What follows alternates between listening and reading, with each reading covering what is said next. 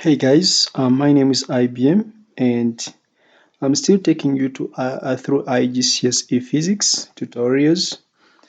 Just to remind IGCSE physics students of the course outline for IGCSE physics. If you're doing IGCSE physics, remember to revisit motion, forces and energy, thermophysics, waves, electricity and magnetism, and nuclear physics. Do not forget to visit space physics, which I'm currently discussing or I'm currently recording in this video. So I'm going to record the last lesson, lesson 4 of space physics. So this is space physics, and this is IGCSE, and this is going to be lesson 4. Remember, in lesson 1 we talked about the Earth, where we talked about the phases of the moon, we talked about the seasons, we talked about the rotation of the earth around the sun, the rotation of the moon around the earth, and so on and so forth. In lesson 2, I think we talked about the solar system, our solar system. In lesson 3, we have talked about the stars and galaxy. We talked about the sun, star formation, the galaxies. And in lesson 4, we are basically going to discuss the universe. We are going to talk about the universe.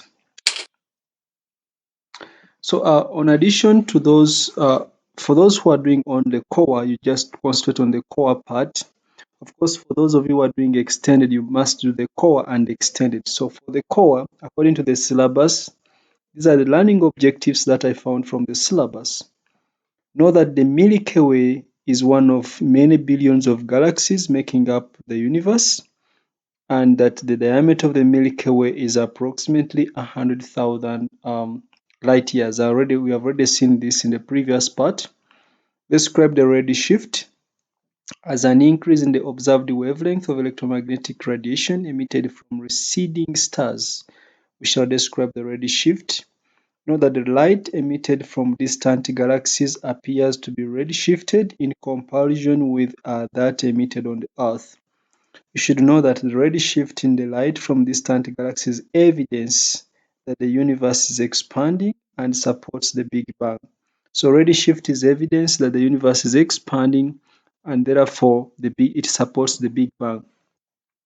You should know that microwave radiation of specific frequency is observed at all points in space around us and is known as a cosmic microwave background radiation, that is the CMBR. Explain that the CMBR was produced shortly after the universe was formed, that is shortly after the Big Bang, and that this radiation has been expanded into the microwave region of the electromagnetic spectrum as the universe expanded. You should know that the speed v at which a galaxy is moving away from the Earth can be found from the change in wavelength. So we can find the receding speed from the change in the wavelength of the galaxy's starlight due to the redshift. You should be able to know that the distance of a far galaxy D can be determined using the brightness of a supernovae in that galaxy. Due to define the Hubble constant h naught as the ratio of the speed at which the galaxy is moving away from the Earth to its distance from the Earth. Therefore, we should recall the Hubble's constant as v over d, the ratio of the speed at which the galaxy is moving away from the Earth to its distance from the Earth. That is the Hubble constant h naught. You should know that the current estimate for h naught is 2.2 times 10 to the power of minus 18 per second. That is the Hubble constant. We should also note that the equation d over v equals to 1 over h naught represents an estimate of the age of the universe, and that this evidence for the idea that all the matter in the universe was present at a single point, which is predicted by the Big Bang. So these are the learning objectives that you are supposed to achieve at the end of this unit or this part of the universe. So let's talk about the universe. By the way, The universe has only recently been discovered. I think that is on New Year's Day, 1925, when a certain physicist in the names of Edwin Hubble presented his scientific paper, and the data that had been collected by his telescope. So Edwin Hubble's scientific paper proved that the universe is bigger than the Milky Way as we thought before. In the past, the universe was considered to be just the Milky Way, but Hubble's data, as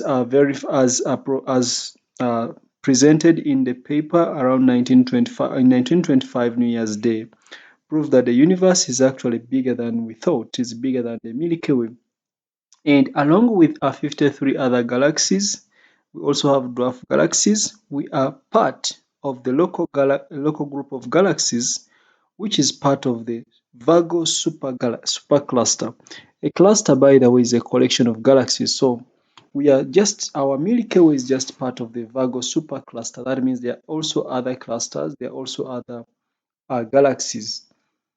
So the universe has just been recently discovered around 1925 on New Year's Day when Edwin Hubble presented his paper on black body radiation and his paper on observations of objects in space, of observations on the Milky Way and other objects he studied in space using his telescope.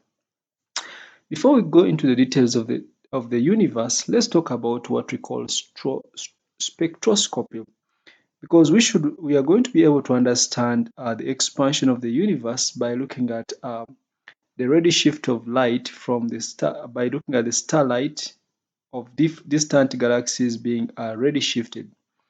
So around 1820, I think it's around 1814, Joseph Fraunhofer noticed that many dark lines cross the spectrum of sunlight, as illustrated in this diagram here. Fraunhofer observed that there are several dark lines which appear in the continuous spectrum of light. And these dark lines are the wavelengths of light missing from the sunlight. Because light is supposed to be a continuous wavelength where as red fades, orange comes in. As orange fades, yellow comes in. As yellow fades, another color comes in. But within these colors, the dark lines were observed, which means there were some wavelengths which were missing in light. These wavelengths were believed to have been absorbed by the atoms in cooler layers of gas in the sun's atmosphere. So the darker lines are the wavelengths. The dark lines are the wavelengths of light missing from the sunlight because the cool gas in the sun's atmosphere has absorbed these wavelengths. These dark lines will be discussed in more details in paper 4, A-level physics year 13, in a topic called quantum physics. So a spectrum with these dark lines is called the absorption. It's called the absorption spectrum. A spectrum with these dark absorption lines is known as an absorption spectrum. So these lines allow astronomers to work out what elements are inside stars, because these lines appear in the same positions for the same element. Because for the elements such as hydrogen, these lines have been established, the position of the lines have been established when a continuous beam of light or when a continuous spectrum of light is passed through hydrogen, and the position of these lines have been established. And knowing that stars have a large proportion, or approximately 75% of their fuel as being hydrogen, then light coming from distant stars can be passed through hydrogen or can be observed on the Earth's surface. And since we know that it must have gone through hydrogen, if we get the same lines, then we know that there is hydrogen in those distant stars. And the only challenge is that these same lines are slightly shifted towards the red end of the visible spectrum, which brings a problem, or which brings a challenge. But astronomers believe that the darker lines are the wavelengths of light missing from the sunlight, because these wavelengths have been absorbed by the cool layers of gas in the sun's atmosphere. These wavelengths correspond to photons, which have energies that are exactly just enough, or that are exactly just required by electrons in atoms of cooler gases, and these photons are absorbed so that the electrons in these atoms move to higher energy levels where we say the atom is excited. So the first figure, figure A, shows an absorption spectrum found in an experiment on Earth. This could be a continuous beam of light going through hydrogen, the 7 colors going through hydrogen, and the position of the lines are observed. Then the same lines are observed in figure B, but this time the lines are seen to be moving towards the red end. So figure B shows an absorption spectrum that is redshifted, that is observed from a distant galaxy. Because it is believed that distant stars also have hydrogen, the same lines are observed. The only challenge is that these lines have been shifted towards the red end of the visible spectrum. So before we understand why they are already shifted, let's first understand what we mean by Doppler effect. In our everyday life, when an ambulance approaches you, you hear a very high pitch of sound. And when it moves away from you, the pitch of sound that your ears detect goes down. So as a very fast moving vehicle passes you, the volume of the sound rises and then falls. Actually, it is the pitch which raises and falls. The pitch or the frequency increases as the vehicle approaches and decreases as it recedes. To recede is actually to move away. So the pitch decreases as the vehicle recedes. These are apparent increase in the frequency, which is actually a decrease in wavelength. The apparent increase or decrease in the frequency of sound, it could be light, or any other wave as the source and observer move towards or away from each other is what we call Doppler effect.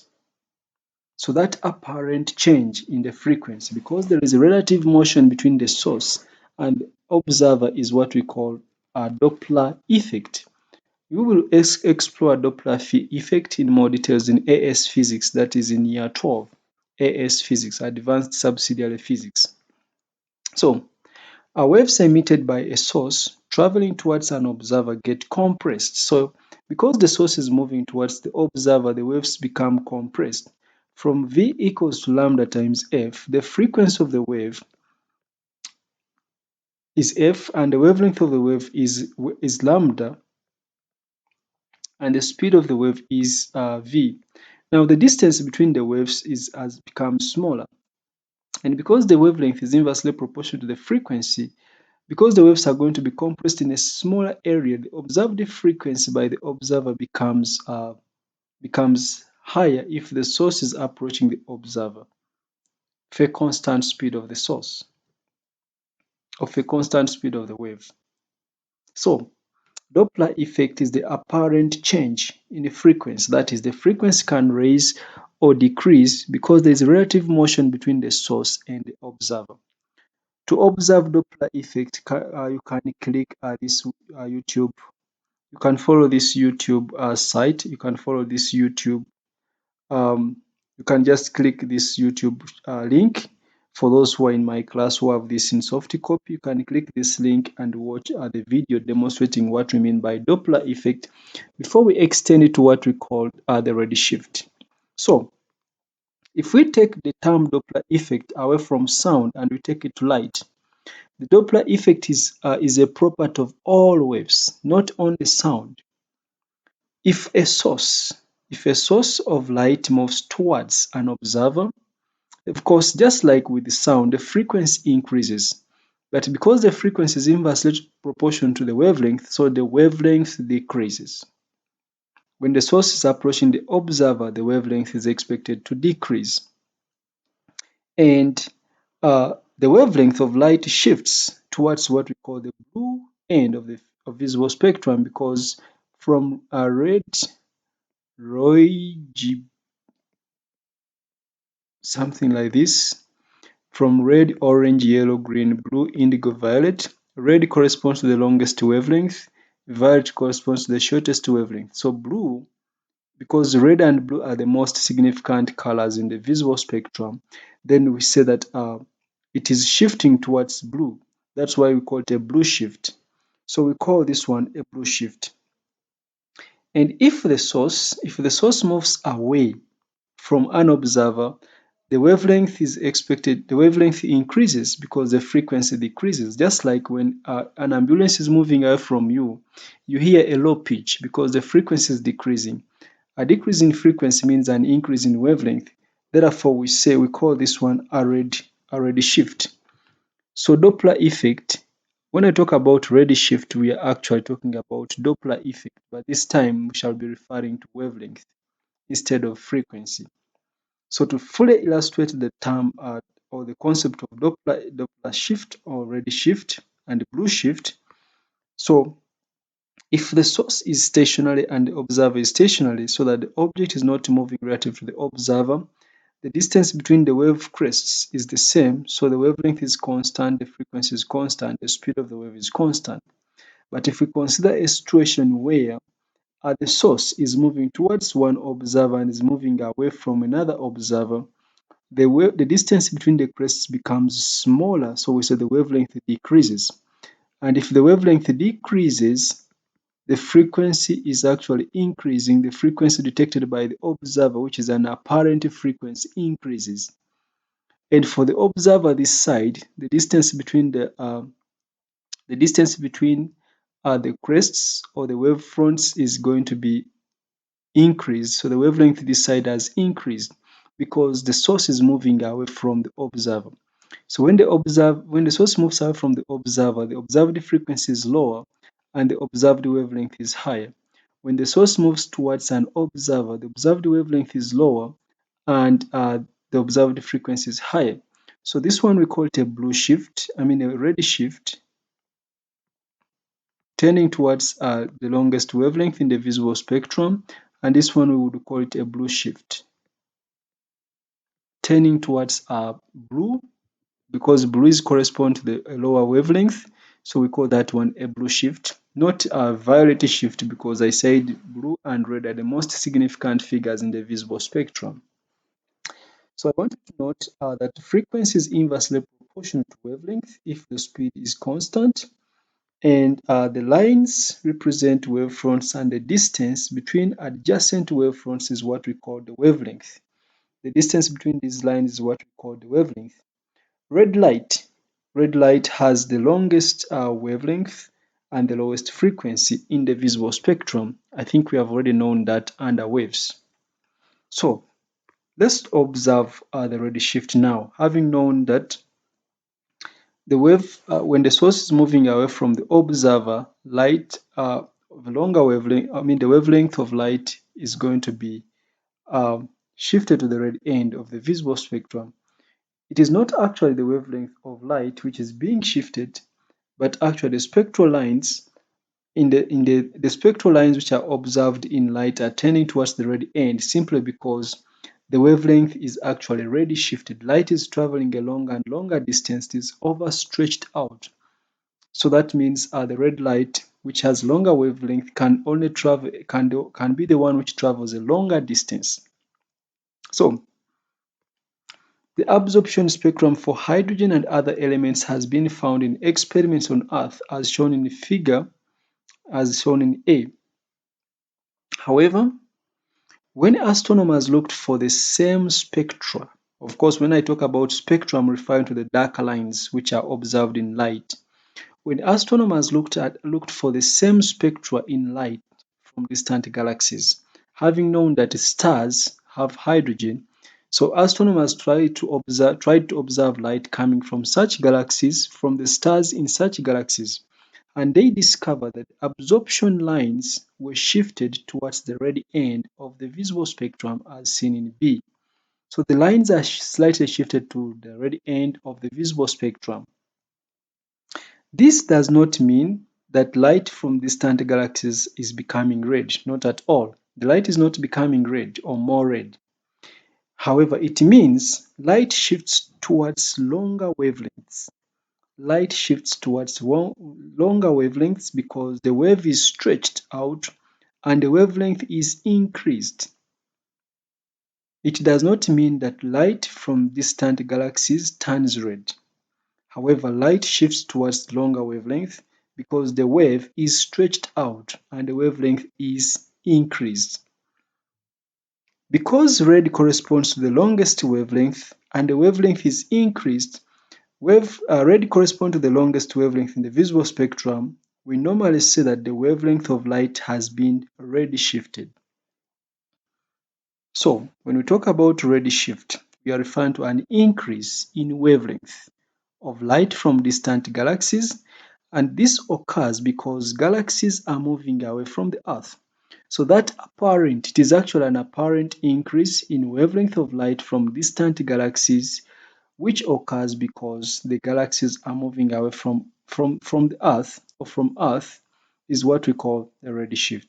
And I've already talked about the absorption spectrum as the darker lines in a spectrum that are produced when light passing through cooler gases is absorbed.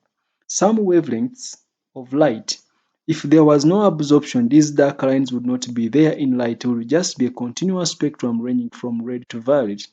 But because some wavelengths of visible light are absorbed by electrons in atoms of cooler gases, these wavelengths are going to be missing in the light.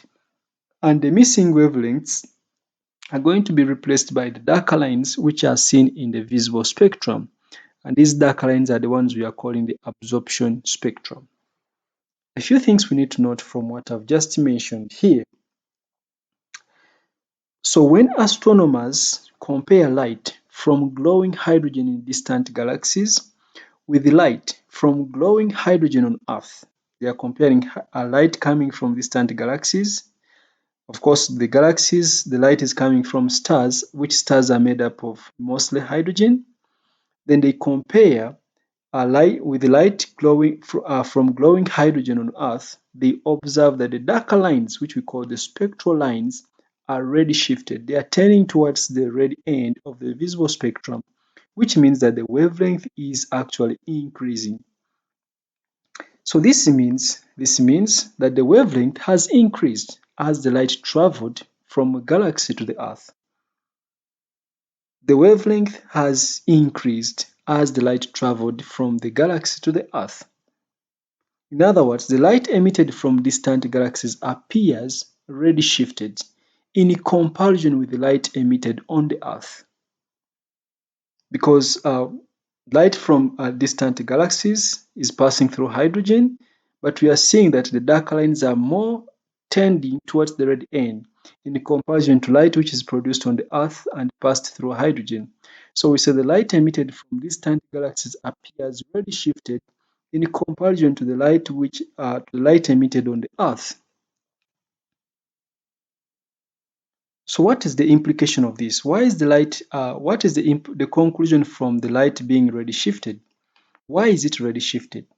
This shows that distant stars and galaxies are actually moving away from the Earth, because we saw that for redshift to occur, the wavelength is increasing, and the wavelength only increases when the source is moving away from the observer. So if light is redshifted, it is simply because the distant galaxies or the distant stars, which are the source of this light, are moving away from the Earth. The spectral lines are shifted to the red end of the light spectrum of distant galaxies, showing that the galaxies are moving away from the Earth. And the greater the observed redshift, the greater the distance to a galaxy, and the faster the galaxy is moving away from the Earth.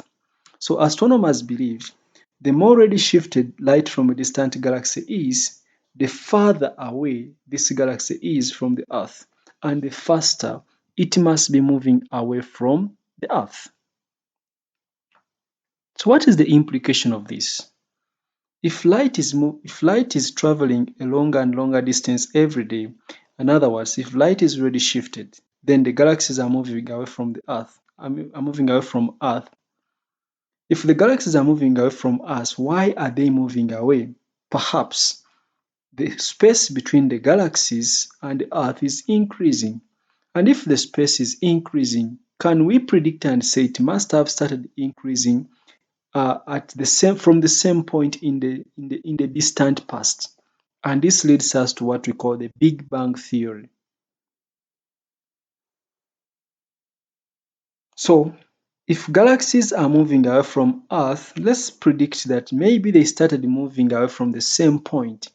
Maybe the universe started as a very small singular point in the past, and it was extremely dense and very hot that with the time, everything else started moving apart, and as it moved apart, maybe the density decreased, and the universe started cooling down in comparison to the past. So the redshift that I've already talked about, the redshift indicates that all distant galaxies are moving away from each other and from us.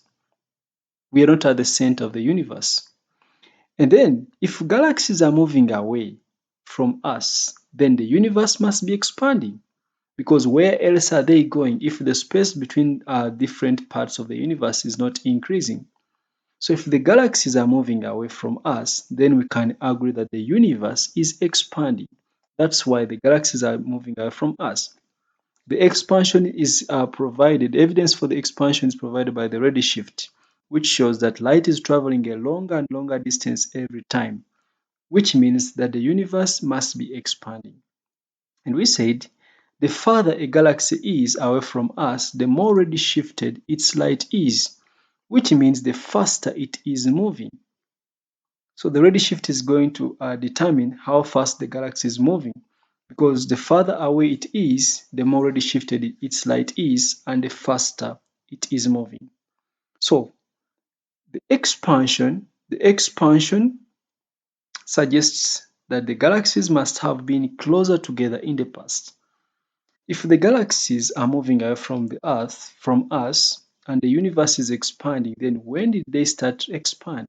So perhaps the Big Bang predicts that maybe the expansion started from the same point, or the universe started expanding from the same point in the distant past.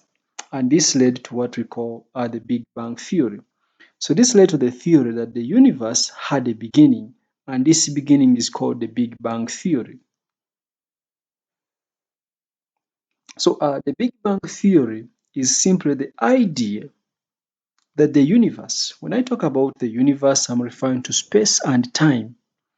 The universe in space, time, matter, energy was created at a single hot, dense point. This is around 14 billion years ago and has been expanding and cooling ever since. That is the Big Bang theory. The universe started as a small, hot, dense point around 14 billion years ago and has been expanding and cooling ever since. That is what we mean by the Big Bang theory. It is just an idea that the universe started as, or the universe was created as a single hot, dense point around 14 billion years ago and has been expanding and cooling ever since. Some people think that the Big Bang was an explosion, but the Big Bang was not an explosion, but rather the expansion of space between the galaxies. It's the space between the galaxies that started expanding according to the Big Bang. So to understand the expansion of of the space between the galaxies, let's think of a simple animation here. So let's think of a situation where we have a balloon with stars. As we blow air in these balloons, the balloon expands and the distance between the stars starts becoming bigger. The distance between the stars becomes bigger, but the stars themselves are not moving. However, the distance between them starts becoming or starts increasing. That is exactly what the Big Bang suggests. The universe started as a small, hot, dense state, which tremendously started expanding and has been expanding ever since, and it has also cooled ever since. So just like the stars on the balloon, the galaxies are moving away from each other. However, the stars themselves do not move. The stars themselves do not move. The stars themselves do not move. However, it is the space between the stars which actually move, as it can be illustrated by this balloon here. So the universe is expanding uniformly in all directions. It is actually the space between the galaxies that is expanding. So every part of the universe is actually moving further away from each other. So it's actually the space between the galaxies that is expanding, and tracing the expansion of the universe back to the beginning of time leads to the idea that it must have begun with a Big Bang. So if every part of the universe is expanding, then why can't we believe that everything else started from the same singular point? So this leads us to the idea of the singularity, or the idea of a singular point for the origin of the universe. Okay, so the RedShift provides evidence for the Big Bang theory, or for the Big Bang. Why? Observations show that distant galaxies are all moving away from us. Remember, we are also not at the center. So how do we see this? We see that light from glowing hydrogen in stars from distant galaxies is redshifted. Light from distant galaxies is redshifted. In other words, the spectral lines are turning towards the red end of the visible spectrum in comparison with light from glowing hydrogen on Earth. Number two, observations show that the farther away a galaxy is, the faster it is moving from us. Actually, the more redshifted it is. So the spectra of light from more distant galaxies are more redshifted than closer galaxies due to the expansion of space itself.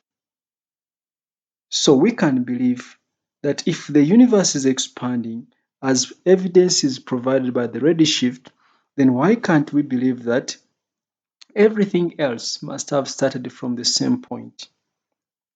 One important note we need to quote here: note that we are not at the center of the universe. Actually, the universe does not have a center or an edge. There is no need to worry if you find this idea impossible to imagine, because nobody can. The best we can do is just to present models and believe that the universe must have expanded from the same point, which we call the singular point, or which we call a singularity.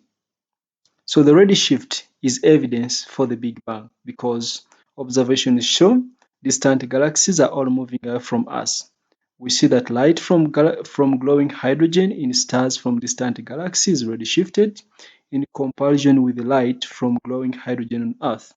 Observations also show that the farther away a galaxy is, the faster it is moving from us. In other words, the spectra of light from more distant galaxies are more redshifted. That means the farther a galaxy is from us, the more redshifted is its light and the faster it is moving. So redshift is evidence for the Big Bang theory, because it shows that the universe is expanding. And if it is expanding, we can agree that it started expanding from the same point, which we call a singularity.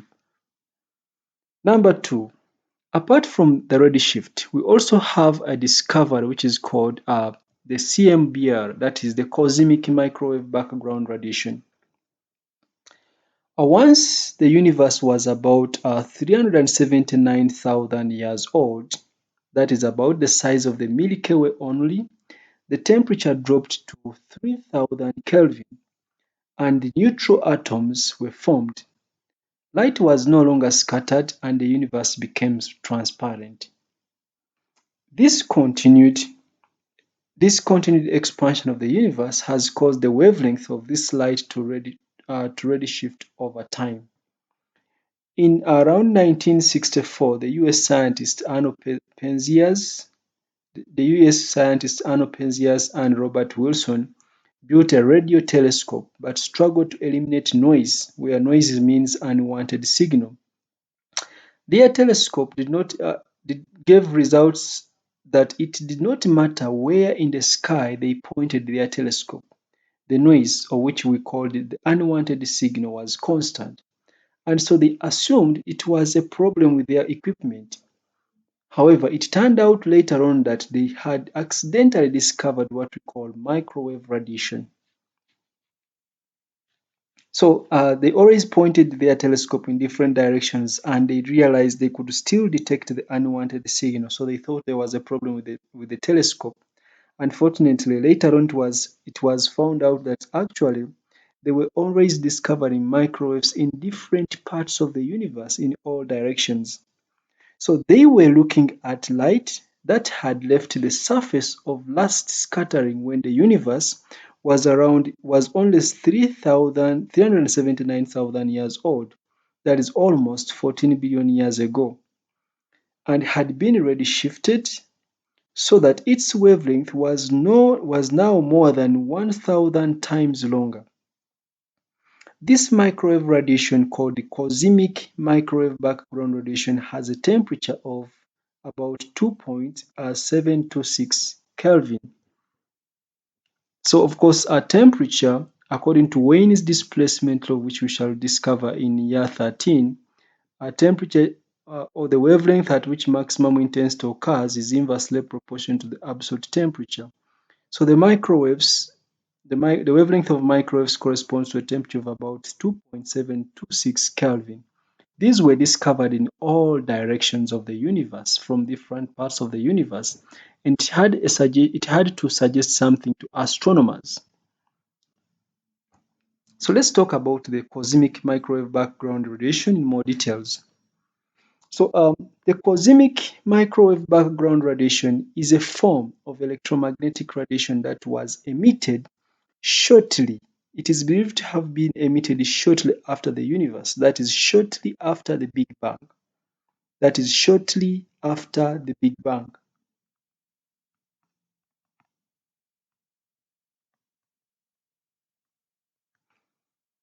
And it was detected in all directions. It was detected everywhere throughout the universe.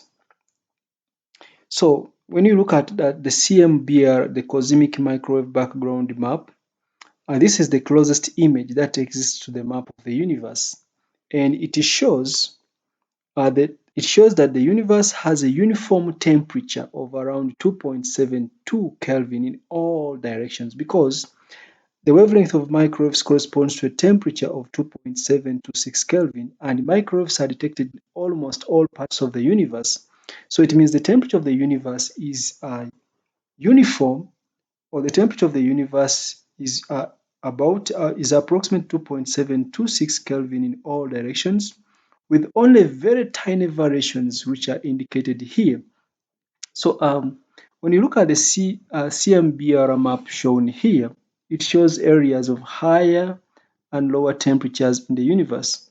So the blue part shows cooler temperatures, lower density of galaxies, and the orange part shows the warmer temperature, that is higher density of galaxies. So wherever the temperature is warmer, a lot of galaxies constitute in such parts.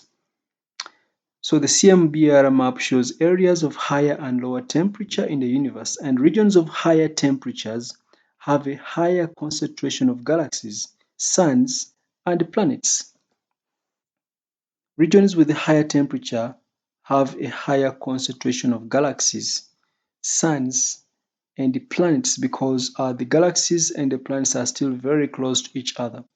So because the cosmic microwaves are discovered in all parts of the universe and in all directions, then astronomers believe that these are remains of the Big Bang.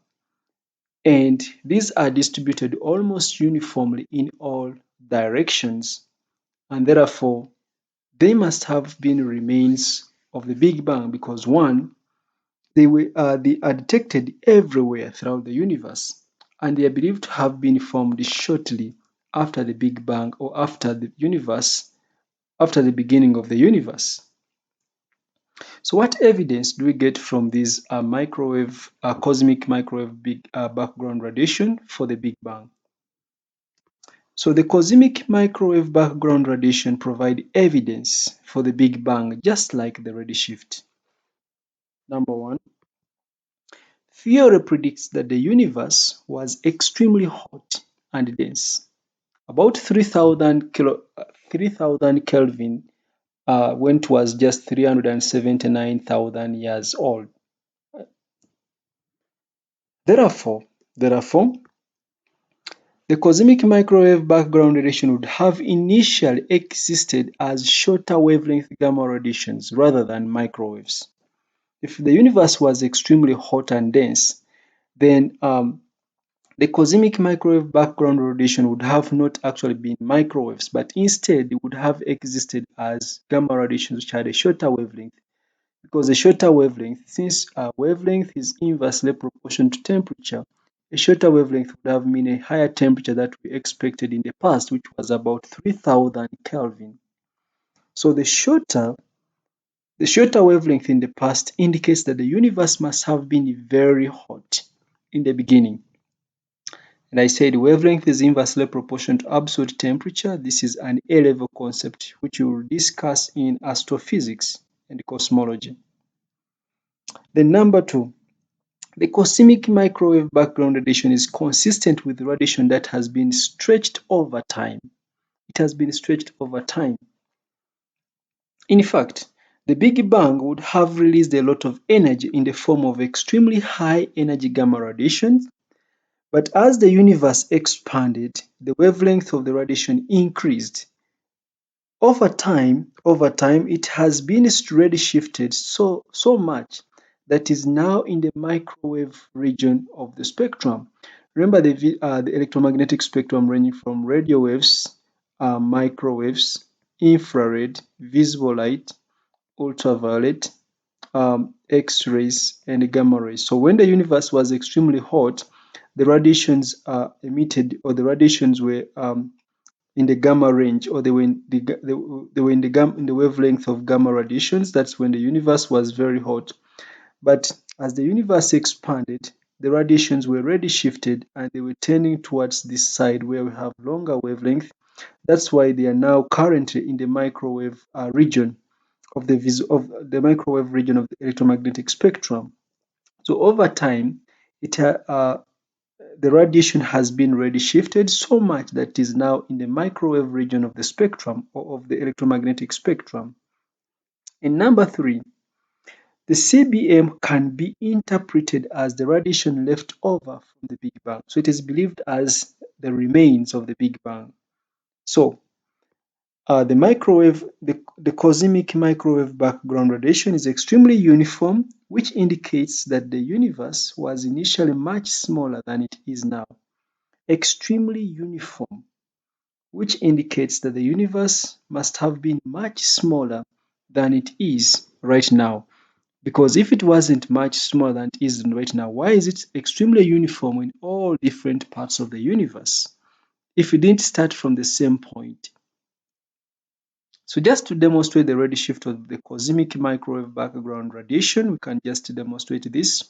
Around 300,000 years after the Big Bang, it is believed that when the universe was around 379 years, the temperature of the universe was very close to 3000 Kelvin. But and this corresponded to about gamma radiations, about gamma waves or gamma radiations, but because the radiations have been redshifted, the date is around 2.7 something, which is approximately 3, that is in the microwave region. So this is tending to increasing wavelength. Therefore, we say that the cosmic microwave background radiation have been redshifted over time. That is after 14 billion years after the Big Bang. That's why we are seeing the microwave, because the universe was initially predicted to be hot and dense. And if it was initially hot and dense, the temperature was approximately 3000 Kelvin. And if after 14 billion years we are detecting microwaves, then we can believe that the radiations in the past have been redshifted, and that's why we are now detecting microwaves. So the CMBR, or the cosmic microwave background radiation, is a result of high energy radiation being redshifted over billions of years, about 14 billions. And the CBMR, or the cosmic microwave background radiation, is evidence for the Big Bang theory, because It shows that the universe was once much hotter and denser than it is now. So the cosmic microwave background radiation shows that the universe was much hotter and denser than it is now. The cosmic microwave background radiation shows that the universe was much hotter and denser than it is now. However, the radiations are being already shifted because the universe is expanding. So that means the expansion must have started from a singular point as predicted by the Big Bang. I have a sample question here. Describe and explain what can be deduced about the history of the universe from the cosmic microwave background radiation. And in my solution, step 1, you should recall the features of the CMBR, the cosmic microwave background radiation. First of all, we mentioned that the microwaves radiation is detected from all directions at similar intensities. It is uniform in all directions. The microwaves radiation is detected from all directions at similar intensities. It is uniform in all directions. That's a feature of the cosmic microwave background radiation. Number 2, what is the source? What is the source of this radiation? This is the radiation produced just after the formation of the universe, shortly after the Big Bang. We believe that these cosmic microwave background radiations were remains of the Big Bang. So they were formed shortly just after the Big Bang. In number 3, we can talk about the wavelength, how the wavelength has changed, and explain why it has changed. When the universe was formed, the radiation was high in energy and short wavelength. That's why we predicted it to be gamma radiation. Now it has less energy and longer wavelength. This is because the universe has expanded, cooled, causing the wavelength to increase, so it has been red-shifted. When the universe was just formed, the radiation is believed to have been high in energy and short in wavelength. Now it has less energy and longer wavelength. This is because the universe has expanded and cooled, because the temperature was initially 3000 Kelvin several billion years ago. And now it is because microwaves are discovered in all directions uniformly, which have a temperature which correspond to a temperature of around 2.7 Kelvin or 3 Kelvin, then the universe has expanded and cooled, causing the wavelength to increase. So we say that cosmic microwave background radiations are being redshifted. Then the fourth step would be to suggest what this tells us about the universe in the beginning. So this suggests that the universe was initially very small, dense, and hot, and has been expanding ever since. So that is what we can deduce from about the history of the universe from the cosmic microwave background radiation. We mentioned the features of the cosmic microwave background radiation. For example, it is detected from all directions in the universe at similar intensities. It is uniform in all directions. We mentioned the source, and we said this radiation is expected to have been produced after the formation of the universe, that is, shortly after the Big Bang. And we described how the wavelength has changed over time and explained why. When the universe was formed, the radiation was high in energy and short in wavelength. Now it has less energy and a longer wavelength because the universe has expanded and cooled, which has caused the wavelength to increase. In other words, the wavelength has been redshifted. And we have explained what it suggests about the universe in the beginning. So this suggests that the universe was initially very small, dense, and hot, and has been expanding ever since. Okay, I have a self-check for you just to keep you on track. Describe in detail two pieces of evidence that support the Big Bang. We have mentioned a redshift, and we have mentioned the cosmic microwave background radiation. So you should explain these two in a small detail, not in too much details, but you should be able to explain the redshift and the cosmic microwave background radiation. What is the Big Bang theory and what evidence is there to support it? We say the Big Bang theory is the idea that the universe was created from a small hot, dense, singular point which tremendously started expanding and cooling and has been expanding and cooling ever since. That is the Big Bang theory. It is just an idea. Let's now talk about Hubble's law. Having talked about the Big Bang, let's now explore Hubble's law and Hubble's constant. So, astronomers use the Doppler effect, which we mentioned, the apparent change in frequency due to relative motion between the source and observer, or the apparent change in wavelength due to relative motion between the source and observer. Astronomers use the Doppler effect to work out how fast galaxies are moving away from us. So, relying on the Doppler effect, astronomers can predict or can work out how fast galaxies are moving away from us, especially using the redshift. So, the speed of galaxies is observed to be directly proportional to the amount of the redshift. That's why we mentioned that distant galaxies are more redshifted because they are moving faster away from us. So the speed of the galaxies is directly proportional to the amount of redshift. And when Edwin Hubble looked at the absorption spectrum of distant galaxies, he determined the relationship between speed of a galaxy and its distance from the galaxy. And if we try to compare some data, some spectra from distant galaxies, very distant galaxies, you can see that their lines or the spectral lines are more redshifted compared to nearby galaxies. When you look at the nearby galaxies like these ones compared to the very distant galaxies, the lines in distant galaxies are more redshifted than the lines in nearby galaxies. Of course, in comparison to the laboratory, this is the laboratory observation. Because all stars in different galaxies contain hydrogen, so we just compare the spectral lines of light in light from distant galaxies with the spectral lines in light produced on the Earth's surface. So the dark lines are the absorption spectra that are shifting to the red end as compared to the laboratory reference. But when you look at the very distant galaxies in comparison to the laboratory, and you look at the nearby galaxies, you notice that the spectral lines in the distant galaxies are more redshifted. That means the more redshifted a galaxy is, or light from a distant galaxy is, the farther away the galaxy is. And according to Edwin Hubble, the farther a galaxy is away from us, the faster it is moving. Therefore, there is a relationship between the speed of a galaxy and its distance from the Earth. And what is that relationship in more details?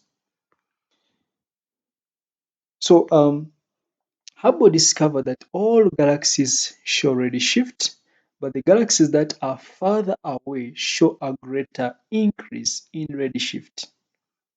The galaxies which are farther away have a greater increase in redshift, as we have seen in the previous slide. And when Hubble plotted the recessional velocity of galaxies, that is a v of galaxies, that is how fast they are moving away, against their distance from us, he got a graph similar to this one here. So each of these dots is representing a galaxy. So Hubble obtained a graph which is similar to this.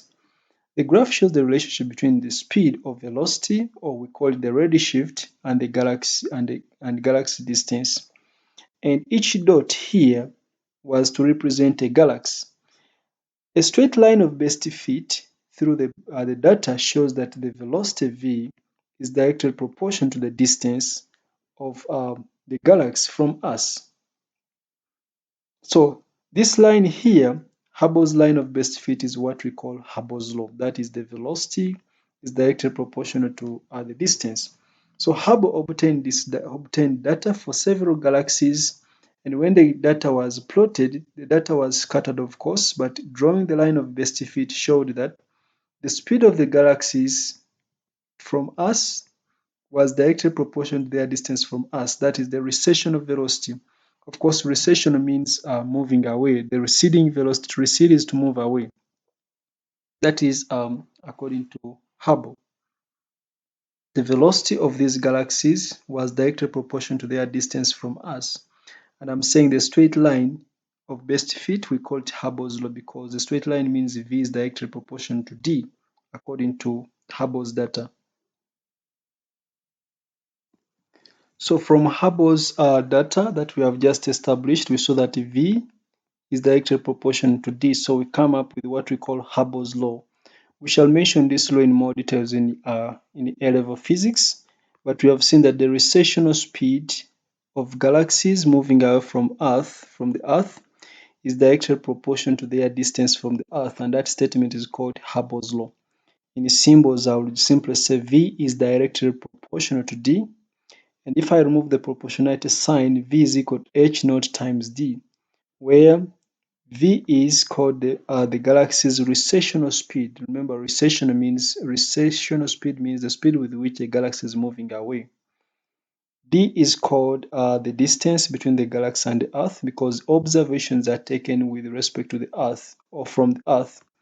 H naught is called Hubble's constant or the rate of expansion of the universe. So Hubble's constant is considered to be the rate of the expansion of the universe, where if we take back data of V against D, we go to the beginning of everything, which helps us to predict the age of the universe. So I said the word recession speed means the speed at which something is moving away. To recede is to move away. So this means the further away a galaxy is from the Earth, the faster it is moving because V is directly proportional to D. The faster it is moving. Of course, the farther a galaxy is away from the Earth, the more its light is redshifted. So the greater the increase in the redshift. The farther a galaxy is away from the Earth, the faster it is moving, the greater the increase in the redshift. So one important thing I want people to note is that Hubble's law only applies to distant receding galaxies. We shall not apply Hubble's law to stars, to other objects in our own galaxy, so it does not apply to anything in our own galaxy. Hubble's law only applies to distant galaxies. The recessional velocity is directly proportional to the distance of the galaxy from the Earth. It is not going to apply to any object in our own galaxy.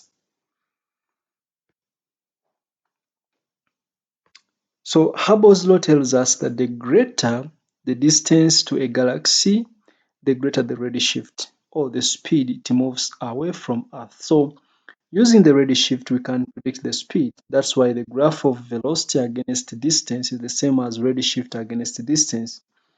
And the Hubble constant is going to be the gradient. If we plot a graph of V against distance and it is a straight line, V against D, the gradient of this line from Hubble's data is what we are going to call the Hubble constant. So the Hubble constant is going to be the gradient of the graph of galaxy speed against distance. So Hubble's law, which we have already mentioned, can be expressed as V over D equals to H naught. Hubble's law can be, because we said V equals to H naught times D, where H naught was Hubble's constant, making H naught the subject, Hubble's constant can be stated as H naught equals to V over D. So we can define Hubble's constant as the ratio of the speed of the galaxy moving away from the Earth divided by the distance of the galaxy from the Earth. You will be asked to define Hubble's constant, H naught, the ratio of the speed of a galaxy moving away from the Earth to the speed of the galaxy, to the distance of the galaxy from the Earth. Hence, Hubble's constant, H naught, is defined as the ratio of the speed at which a galaxy is moving away. The ratio at which the ratio of the speed at which the galaxy is moving away from the Earth to its distance from the Earth. That is called Hubble's constant, H naught. V over D, where V is the speed of the galaxy from the Earth and D is the distance of the galaxy from the Earth. V is the recessional speed, the speed with which a galaxy is moving away from the Earth.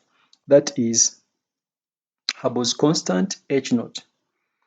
The current estimate for Hubble constant is about 2.2 times 10 to the power of minus 18 per second. And as an extended student of physics, you are expected to remember this value. The current estimate for Hubble constant is about 2.2 times 10 to the power of minus 18 per second. And as an extended student, I expect you to remember this value.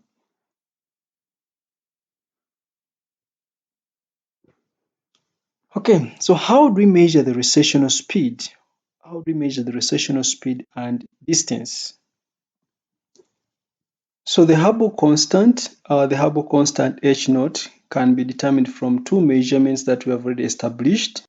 That is, we have already seen that h naught is equal to v over d. So the Hubble constant h naught can be determined from two measurements. That is the recessional speed v of the galaxy, how fast it is moving away from the Earth. And we said the recessional speed can be found from the change in wavelength of the galaxy's starlight due to the redshift. You will see that in A level astrophysics and cosmology, where we shall see that the recessional speed could be found from the Doppler redshift, which is delta wavelength over wavelength equals to delta f over f, which is the same as v over c. We shall see this in astrophysics and cosmology. So this one helps us to find v. V is the recessional speed, and c is of course the speed of light. So the recessional speed can be found from the change in wavelength of the galaxy's starlight due to redshift. Change in wavelength of the galaxy's starlight due to redshift. The number two, the distance d from the galaxy to the Earth. And how do we measure the distance from the galaxy to the Earth? Of course, we can use what we call standard candles. So the distance from the Earth to a galaxy can be determined using the brightness of a supernovae, where a supernovae is actually going to act as a standard candle. We shall also see this in A-level physics. So the distance from the Earth to a galaxy can be determined using the brightness of a supernova in that galaxy. Supernovas are actually exploding stars. Remember, at the end of the life cycle of a red supergiant, a supernova could be formed, and a supernova is an exploding star where the outer layer of the star may turn into different parts, and the core also collapses into something else. So during expansion, during explosion, the brightness of some of these stars is actually the same, or it is uniform, and it is known. And we have what we call commonly type 1a supernovae. These ones have the same luminosity when they explode, and so this luminosity can help them to be used as standard candles. A standard candle is an object whose luminosity is known, and we shall talk about this in A-level physics. So, by recording how bright the supernova appears to be and knowing how bright it really is, it is possible for astronomers to work out how far away it is. If we see a supernova just happening, we just record how bright it is. And if we already knew how bright it was normally before exploding, then we can now use that difference or that variation to tell how far it is, how far away it is, and then we can use that as an estimate for the galaxy in which that supernova is found. So astronomers will measure the recessional speed by looking at the redshift or the change in wavelength of the galaxy's starlight due to redshift. They will measure the distance of the galaxy from the Earth by using the brightness of a supernova in that galaxy, which is going to act as a standard candle. So note, more about standard candles will be discussed in a higher level, that is in year 13.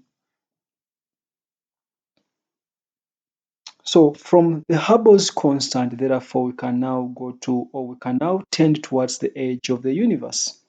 If Hubble is able to estimate the speed, the recessional speed of the galaxies from their redshift wavelength of the starlight due to the redshift, and Hubble is able to we are able to obtain the Hubble constant by considering the brightness of the supernovae. Then why can't we therefore estimate how old the universe is? So the reciprocal of the Hubble constant is known as Hubble time because it can be used to work out the age of the universe. From the rotational speed being equal to v, from the rotational speed v equals to h naught times d, and from also time being equal to distance over speed, when I rearrange this equation, time is distance over speed, and this is going to be d, and speed is h naught times d. So it means distance over speed is the same as 1 over h naught. So it means time is going to be distance over speed, which is the same as 1 over h naught, and this time is called Hubble's time, which is equivalent to the estimated age of the universe. So therefore, we estimate the age of the universe from d over v equals to 1 over h naught. Remember I mentioned that the Hubble constant is approximately 2.2 times 10 to the power of minus 18 seconds, which an extended student should be able to recall. So from this Hubble constant, the age of the universe therefore is 1 over h naught, which is 1 second divided by 2.2 times 10 to the power of minus 18. It is 1 second because this was per second, so the second goes up. When you press your calculator, I think you get 4.5 times 10 to the power of 17 seconds. When you change this to years, 4.5 times 10 to the power of 17, we are changing it to years, so we divide this by 365 days times 24 hours times 3,600 seconds, so that the answer is in years. And when you change this to years, you get approximately 14.4 times 10 to the power of 9 years. That's why we normally just say that the universe began at a singular point called a singularity about 14 billion years ago. That's why we say the age of the universe is approximately 14 billion years ago, because this is 14.4 billion years. Okay, so using measurements from the galactic redshift, that is the wavelength of light from the starlight, which has been redshifted, and the brightness of a supernovae. A graph of recessional velocity against the distance can be plotted as we saw earlier on.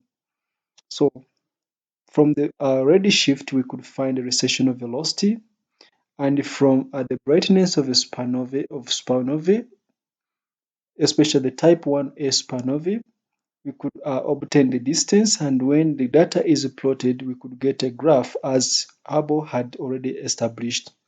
So more distant galaxies are moving away at a very faster velocity compared to less distant galaxies.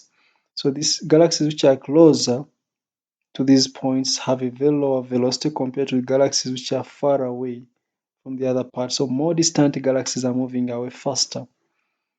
A key aspect of Hubble's law is that the farthest galaxies appear to move away the fastest. That is, they are more redshifted.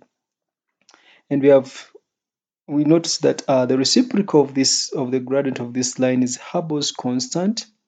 I mean, when we find the gradient of this line is Hubble's constant, as we mentioned earlier on. So the gradient equals to Hubble's constant. And remember, 1 over Hubble's constant is equal to the age of the universe, which means the reciprocal of the gradient is equal to the age of the universe. So the reciprocal of the gradient represents the age of the universe, which means that when the distance equals 0, this represents all the matter in the universe being at a singular point. At this point where distance is 0, then all matter was at the same point at a singular point. And this is the singularity that occurred at the moment of the Big Bang, when all matter was at a distance of 0. This is the singularity that is believed to have occurred during the Big Bang. And astronomers have used this formula to estimate the age of the universe as being about 14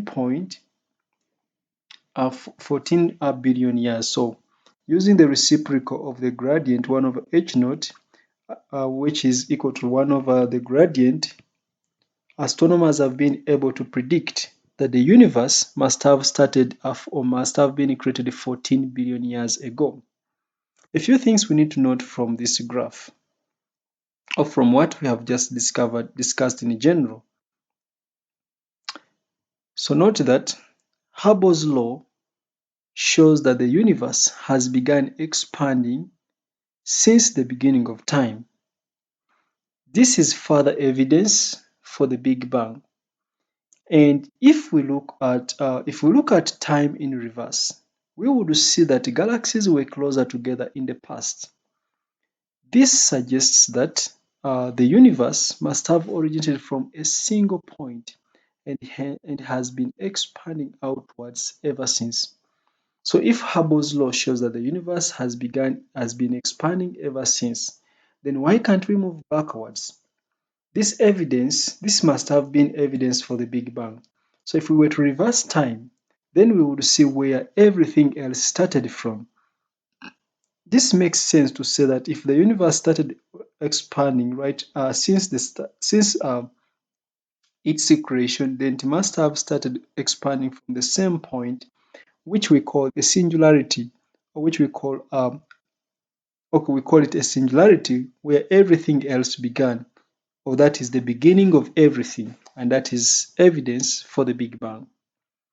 Example: a distant galaxy 20 light years away from the Earth. A distant galaxy is 20 light years away from the Earth. Use Hubble's law to determine the velocity at which the galaxy moves away from the Earth. So remember I said if you're an extended student, you should recall that 1 light year is the same as 9.5 times 10 to the power of 15 meters. That's number one. Number two, an extended student should recall that the Hubble constant is 2.2 times 10 to the power of minus 18 per second. That's number two. So from Hubble's law, V equals to h naught times d. So we can estimate V to be equal to 2.2 times 10 to the power of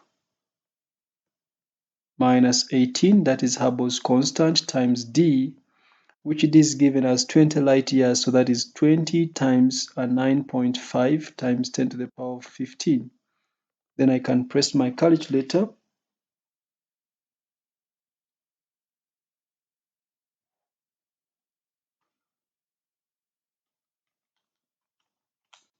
So this is approximately 0.42 meters per second.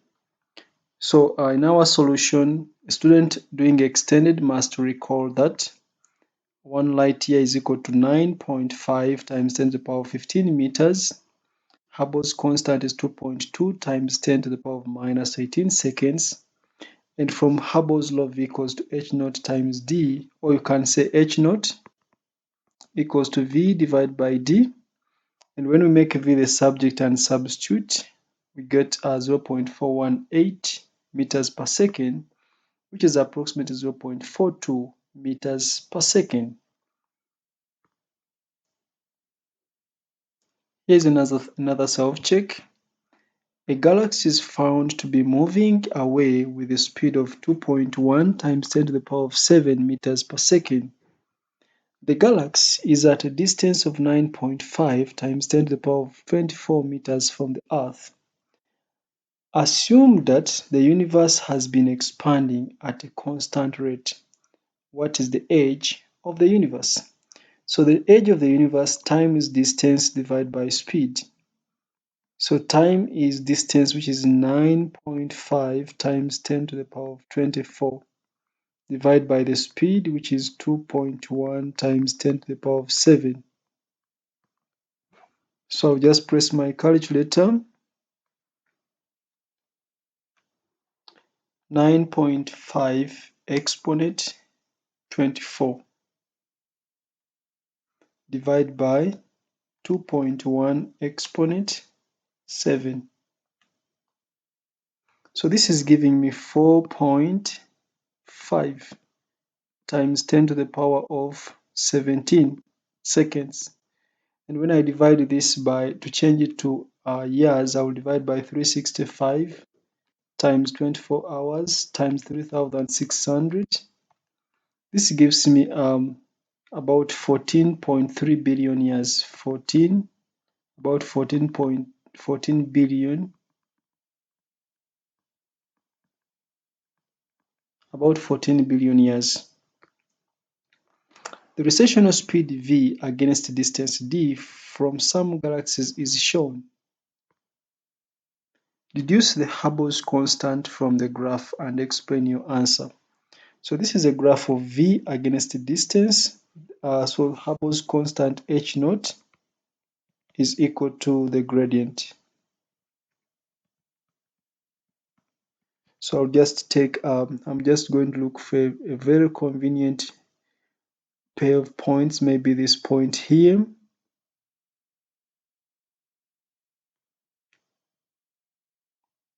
And I obtain the gradient. So 1, 2, 3, 4, 5. So this is going to be, each box is 2 divided by 5, which is 0.4, 4.4, 4.8, 5.2. So this is 5.2. So the gradient is going to be 5.2 minus 0 times 10 to the power of, this is power 6, divided by 2.0 minus 0 times 10 to the power of 24. So I'm just going to press my calculator. 5.2 times 10 to the power of 6 divided by 2 times 10 to the power of 24, which is equal to 5.2 exponent 24 divided by 2 exponent, 5.2 exponent 6 divided by 2 exponent 24. So this is giving me a 2.6 times 10 to the power of minus 18 per second. So for this particular question, it is giving a Hubble's constant as 2.6, but remember it is supposed to be 2.8, I mean 2.2. But the power of 8, the power of 10 is the same, power minus 18. So, but for this particular one, the graph is giving us that what is very important is to note that the Hubble's constant is equal to the gradient. If you have v equals to h naught times d, and you have a graph of v against d, the gradient is h naught. So the gradient is Hubble's constant. So I think this should mark the end of space physics. Until next time, bye bye.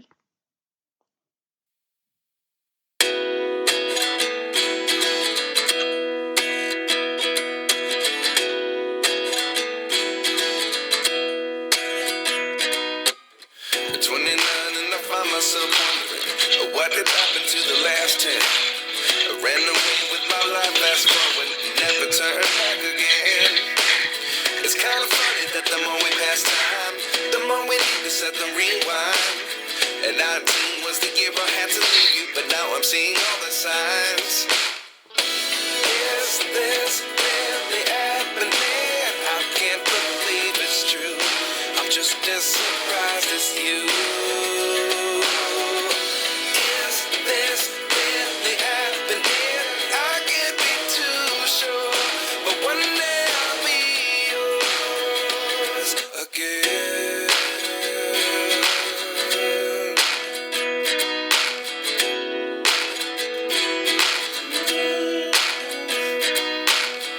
Life lessons come one in a dozen. The other 11 give something from nothing. I sit here looking for an answer. Maybe the biggest question was in the last chapter. You gave me the soul I have today. Without you I never could have moved away. But now I see what you teach. I do believe I always should have stayed. Yeah. Is this really happening? I can't believe it's true. I'm just as surprised as you. Is this really happening? I can't be too sure, but one day I'll be yours again.